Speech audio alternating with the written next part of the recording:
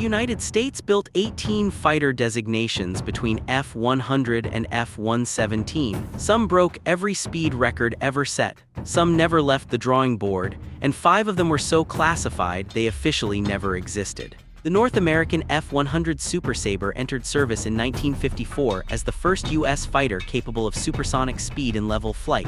2,294 were built across 5 variants. It flew more combat missions over Vietnam than any other aircraft, losing 242 airframes in the process. Retired from the Air National Guard in 1979.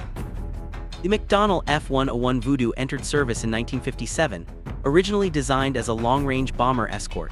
807 were built. It became the first USAF aircraft to exceed 1,000 mph and was repurposed as a nuclear strike aircraft and interceptor. The RF-101C variant photographed Soviet missile sites during the 1962 Cuban Missile Crisis. Retired 1982.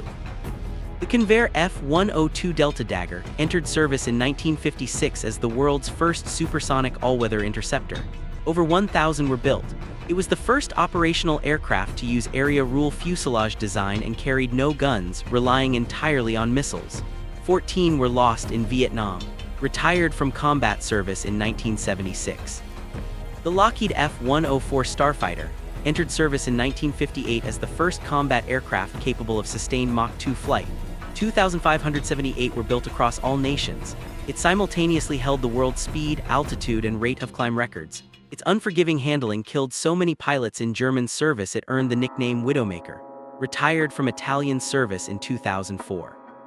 The Republic F-105 Thunderchief entered service in 1958 as a Mach 2 supersonic strike aircraft.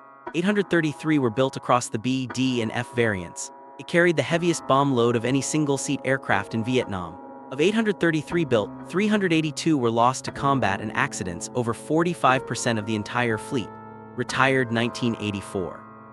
The Convair F-106 Delta Dart entered service in 1959 as the ultimate development of the Delta Dagger. 342 were built. It reached Mach 2.3, making it the fastest of the entire Century series. In 1977, one entered an uncontrolled spin, the pilot ejected. The aircraft recovered on its own and landed intact in a Montana field. Retired 1988. The Republic XF-103 never entered service. Designed in the early 1950s as a Mach 3 delta-wing interceptor capable of destroying Soviet bombers at extreme altitude, it was canceled before a single prototype flew. The technology required was too far ahead of what American engineering could reliably deliver at the time. 0 airframes were completed. The North American F-107 Ultra Sabre never entered service. Based on the F-100, it featured a radical over-fuselage air intake mounted directly above the cockpit. 3 prototypes were built and flew.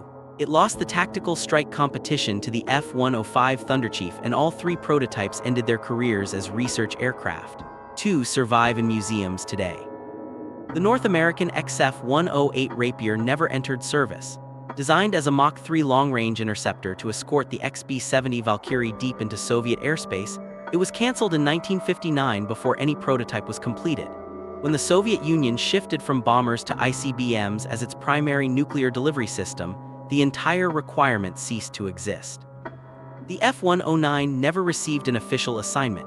The designation was requested multiple times for a VTOL supersonic interceptor for the 2-seat F-101B variant and for an operational version of the Ryan X-13 Vertijet. None were approved. No aircraft ever carried the designation F-109 in any official USAF records. The number simply disappeared. The McDonnell F-110 Spectre never flew under that name. 2 Navy F-4H-1 Phantoms were delivered to the Air Force in USAF markings with F-110A painted on the nose for evaluation. Before production began, Secretary of Defense McNamara forced a unified designation system in 1962. The F-110 was redesignated F-4 Phantom II, the most produced Western jet fighter of the Cold War.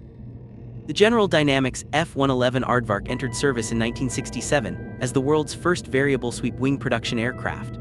566 were built. It pioneered terrain-following radar for automatic low-level supersonic flight. North Vietnamese crews called it Whispering Death.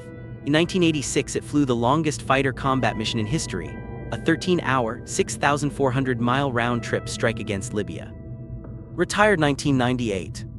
Between F-111 and F-117, 5 designations were consumed by classified programs.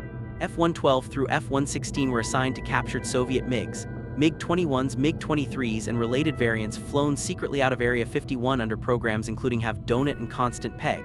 American pilots used them to study Soviet tactics. These designations were never publicly acknowledged. Officially, they did not exist. The Lockheed F-117 Nighthawk entered service in 1983 as the world's first operational stealth aircraft. 64 were built. It was kept fully classified until 1988.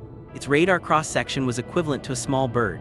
In the 1991 Gulf War, it flew 2% of coalition sorties but struck over 40% of strategic targets. Officially retired 2008.